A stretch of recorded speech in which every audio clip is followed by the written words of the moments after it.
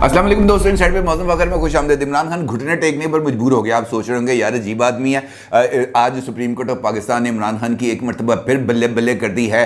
मुंतखब वज़ीर आला को एक मरतबा फिर ट्रस्टी वज़ीर आला के उसके लिए टर्म इस्तेमाल हो रही है और ये कह रहा है इमरान खान ने घुटने टेक दिए। इमरान खान साहब ने घुटने टेक दिए, इसके अंदर कोई दो राय नहीं, क्योंकि इससे पहले वो बार बार एक ही चीज़ का मुतालबा करते आ रहे थे कि जनाब मैं इस हुकूमत से उस वक्त तक बातचीत नहीं करूँगा जब तक ये इंतखाबात के लिए कोई तारीख देने पर आमादा नहीं हो जाते। और यही इमरान खान साहब ने अपने इसी मौक़िफ़ से एक मरतबा फिर ना सिर्फ यू टर्न ले लिया है, बल्कि अब वो सदर आरिफ अलवी को एक ख़त लिखने जा रहे हैं, जिसके अंदर वो ये मुतालबा करेंगे सदर आरिफ अलवी साहब से कि जनाब एक ग्रैंड डायलॉग आप कंडक्ट करें ईवान सदर में, आप उसको चेयर करें और इसके अंदर तमाम जमातों को बुलाएं और एक नेशनल कंसेंसस बिल्ड करें। किन चीज़ों पर? इंतखाबात के ऊपर, उसके बाद नए चीफ ऑफ आर्मी स्टाफ की तकर्री के ऊपर और मईशत के ऊपर। लिहाजा ये जो ग्रैंड डायलॉग वाला मामला एक मरतबा खड्डे में जा रहा था, अब ये ग्रैंड डायलॉग वाला मामला एक मरतबा फिर सामने आ रहा है।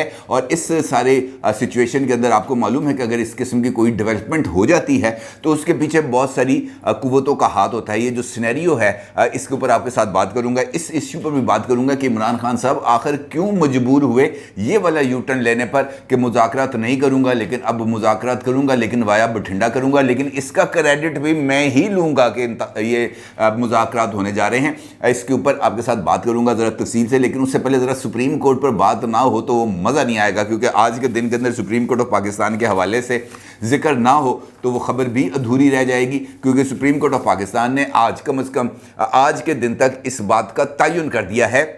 कि हमजा शहबाज साहब कम अज़ कम एक दिन और वज़ीर आला रहेंगे। वो इतवार का दिन बतौर वज़ीर आला गुजारेंगे और मुमकिन तौर पर पीर या मंगल वाले दिन इस बात का फ़ैसला हो जाएगा कि हमजा शहबाज साहब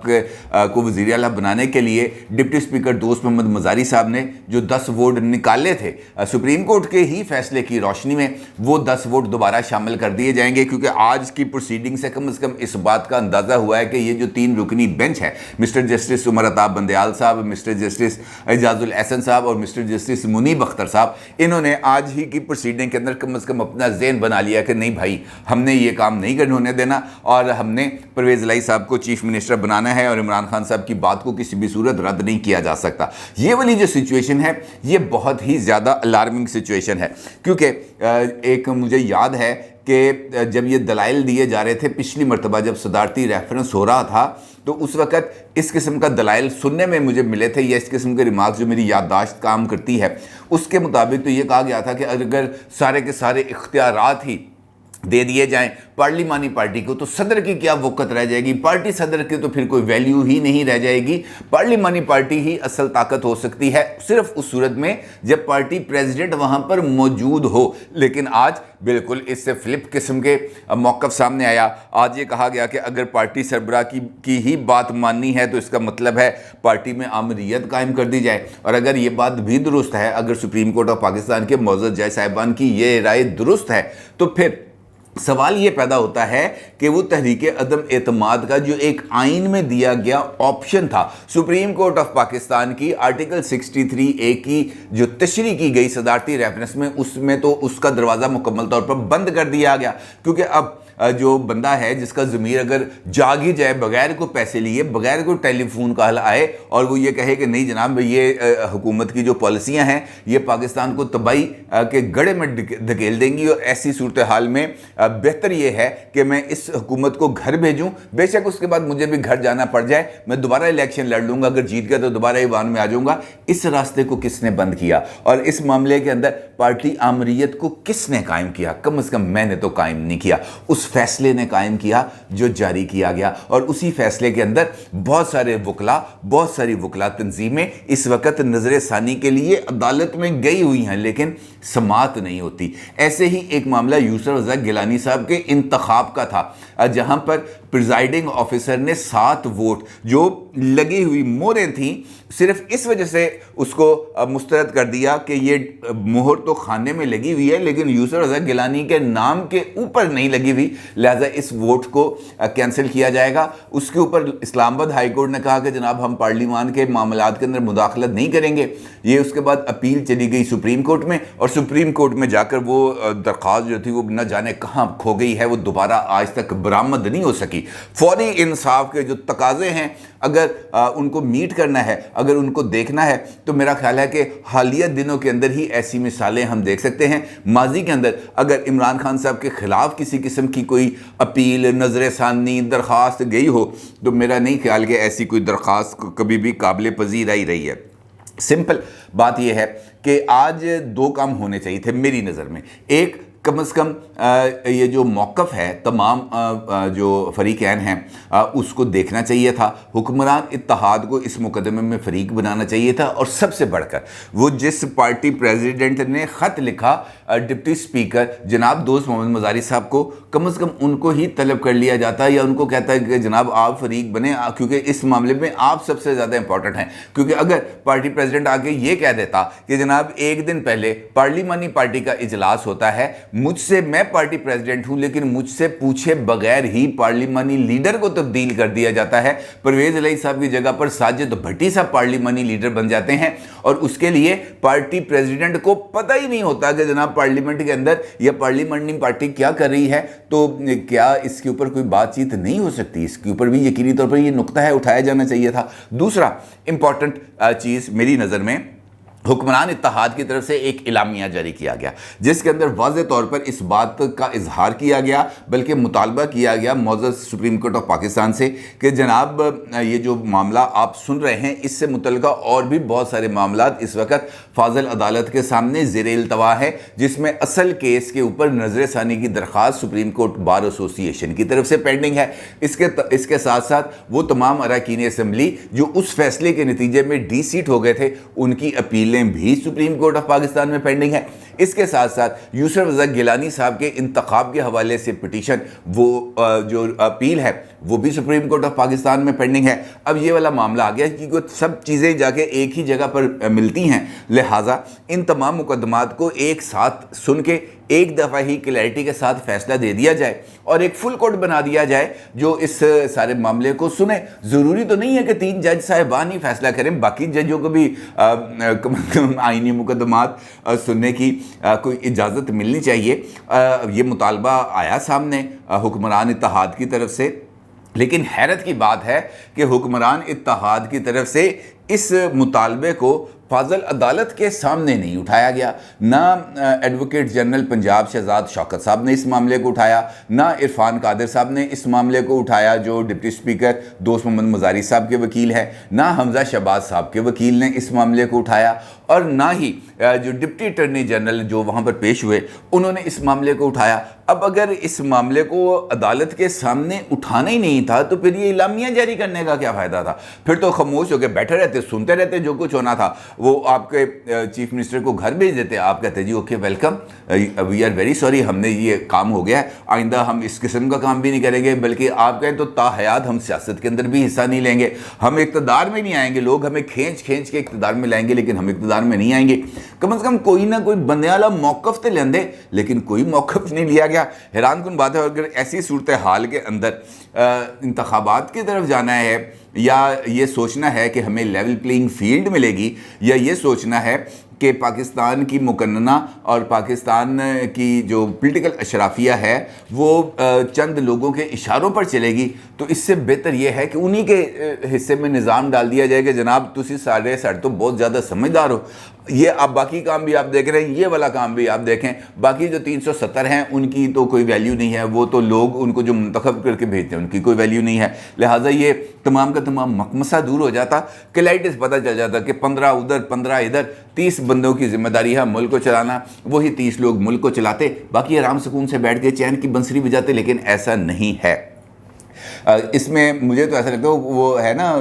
وہ مارنے سے زیادہ رگیدنے میں مزہ آتا ہے، وہ کہتے ہیں مارے تو ترایا چنگا، تو اسی قسم کی بات ہے، یہ ترا کے انہوں نے مارنا ہے، مار کے نہیں انہوں نے مارنا۔ خیر جو سچویشنز ہیں وہ اب آپ کے سامنے ہے۔ پیر والے دن اب اس مقدمے کی سماعت ہوگی، اب لاہور کی جگہ پہ یہ سماعت شفٹ ہو جائے گی اسلام آباد، اب وہاں پر تمام لوگوں نے جانا ہے اور دیکھنا یہ ہے کہ عدالت کا ذہن تو اس وقت تک جو بات خود سامنے آ رہی ہے ان کی، جو انہوں نے خود اس والے سے کہہ بھی دیا ہے کہ پیر تک ٹرسٹی چیف منسٹر کے طور پر کام کریں گے، تبادلے خبردار کسی قسم کے کرنے کی کوشش کی، تبادلے کیے تو کالا دم قرار دیے جائیں گے میرٹ کے خلاف، اور کوئی ایسا کام نہیں کریں گے جس سے آپ کو پولیٹیکل فائدہ ہو، لہٰذا آپ نے 2 دن تک یہ سٹیٹس انجوائے کریں، اس کے بعد دیکھیں گے کہ کیا ہونا ہے کیا نہیں ہونا۔ اب اس سینیریو کے اندر دباؤ میں لانے کے بعد عمران خان صاحب کی طرف سے ایک یہ اشارہ ملتا ہے کہ جناب وہ اب گرینڈ ڈائیلاگ کے لیے تیار ہیں۔ سینئر جرنلسٹ ہیں سہیل وڑائچ صاحب، سہیل وڑائچ صاحب کی کل ہوتی ہے ملاقات عمران خان صاحب کے ساتھ، کیونکہ وہ آئے ہوئے تھے لاہور، اور اس ملاقات کے اندر بہت سارے امور پر گفتگو ہوتی ہے، اور وہاں پر اس حوالے سے بھی گفتگو ہوتی ہے کہ جناب کوئی ڈائیلاگ کا سلسلہ شروع ہونا چاہیے، جس پر عمران خان صاحب انہیں اس بات کا کہتے ہیں، اس بات کا اظہار کرتے ہیں کہ وہ الیکشن، اصلاحات، معیشت اور آرمی چیف کی تقرری پر بات چیت کے لیے تیار ہیں۔ اور ان کا یہ بھی کہنا تھا عمران خان صاحب کا کہ اس حوالے سے وہ صدر عارف علوی کو ایک خط لکھیں گے جس کے اندر ان سے یہ کہیں گے کہ جناب اس ایجنڈے پر، یعنی ان 3 معاملات پر، الیکشن، اصلاحات، معیشت اور آرمی چیف، اس معاملے کے لیے وہ کوئی اجلاس طلب کریں، کوئی گول میز کانفرنس طلب کریں، وہاں پر جو پارلیمانی پارٹیز ہیں ان کو وہاں پر بلائیں اور اس کے اوپر کوئی کنسنسس کریٹ کرے تاکہ یہ معاملات آگے بڑھ سکے۔ اسی کے ساتھ ساتھ انصار عباسی صاحب کی طرف سے بھی ایک سٹوری سامنے آئی جس کے اندر ان کا یہ کہنا تھا کہ حکومت اور اپوزیشن کے درمیان اسٹیبلشمنٹ کی نرم مداخلت کے ذریعے مذاکرات کے شروع ہونے کا امکان پیدا ہو گیا ہے، اور اس کے نتیجے میں اکتوبر کے اندر الیکشنز ہوں گے۔ اب جہاں تک اگر آپ ان 2 خبروں کو دیکھیں تو کچھ نہ کچھ ریلیونسی یہاں پر نظر آتی ہے، اور یہاں پر میں آپ کو ذرا تھوڑا سا ایک یاد دہانی کراؤں گا۔ ایک تھم نیل ہے جو آج سے 3 دن پہلے یعنی 20 جولائی کو ایک ویڈیو میں نے کی تھی، وہ آپ کے سامنے ہے، جس کے اندر یہ کہا گیا تھا راولپنڈی میں غیر رسمی اجلاس، اہم فیصلے ہو گئے، اور اس ویڈیو کے اندر بھی میں نے اسی سمت میں اشارہ کیا تھا، بلکہ کلیئرٹی کے ساتھ بتایا تھا کہ اسٹیبلشمنٹ اب فریقین کو ٹیبل پر بٹھانے کے لیے کچھ نہ کچھ غیر رسمی انداز کے اندر رول پلے کرے گی۔ اب انصار عباسی صاحب نے بھی یہ کہہ دیا ہے، البتہ کامران خان صاحب جو دنیا نیوز میں ہیں انہوں نے اس بات کی تردید کی ہے، انہوں نے کہا جی نہیں، میری D G I S P R سے بات ہوئی ہے، ان کا یہ کہنا ہے کہ ہم اس قسم کا کوئی رول پلے نہیں کر رہے، لیکن یہ بات طے ہے کہ اس قسم کا اندر کھاتے یہ کام ہو رہا ہے، اور اگر ایسا نہ ہوتا تو آپ کا کیا خیال ہے کہ عمران خان صاحب اس بات کو مانتے کہ وہ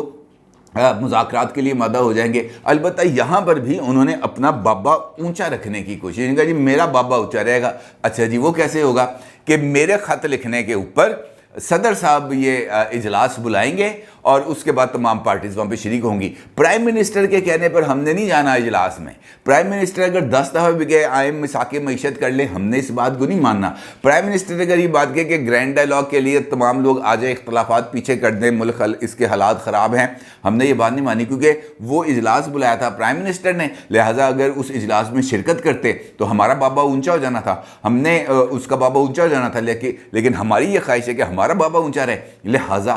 یہ جو مذاکرات ہوں گے وہ اس چینل کے ذریعے ہوں گے۔ عمران خان صاحب خط لکھیں گے، عارف علوی صاحب اس خط کی روشنی میں ایک گرینڈ ڈائیلاگ کا انعقاد کریں گے، اور اس کے اندر پھر ان تمام چیزوں پر بات ہوگی، یعنی کہ ونڈو آف اپرچونٹی کھل رہی ہے۔